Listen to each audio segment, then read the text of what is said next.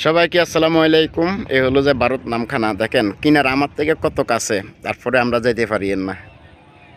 সব কিছুই দেখতেছি, মনে হয় লাভ দিলেই কিনারে চলে যেতে পারো, একটু সাঁতার দিলেই কিনারে চলে যেতে পারো, ডাক দিলেই তাদের কথা আমরা শুনতেছি, আমাদের কথা তারা শুনতেছে, তারপরে আমরা যাইতে পারি না। আসলে অনেকক্ষণ জাহাজে থাকতে আর ভালো লাগে না। এলো যাই হেমনগরের এই নামখানার অবস্থান, জায়গাটা খুবই সুন্দর। কারণ আপনারা তো ভিডিওতে দেখতেছেন, বাস্তবে কাছাকাছি আরও সুন্দর আর খুবই ভালো লাগে।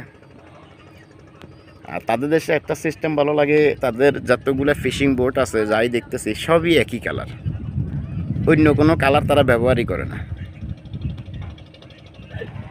আমাদের সঙ্গে আরও অনেক জাহাজ আছে আমাদের বাংলাদেশি, যে আমার পিছনে যাই দেখতেছেন এগুলো সবই আমাদের বাংলাদেশি লোড করে আইছে, কয়েকটা খালি আছে, বেশিরভাগই লোড, সবাই বাংলাদেশে যাবে।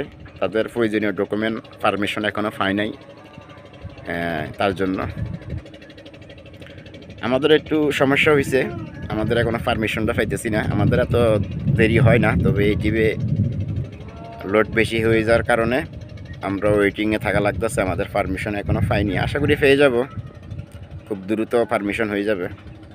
তো আপনাদেরকে একটু নামখানার পরিস্থিতিটা একটু দেখালাম, খুবই ভালো লাগলো এখন দেখে, তাই ভাবলাম আপনাদের মাঝে একটু দেখাই, কারণ বাস্তবে দেখতে আরও সুন্দর লাগে।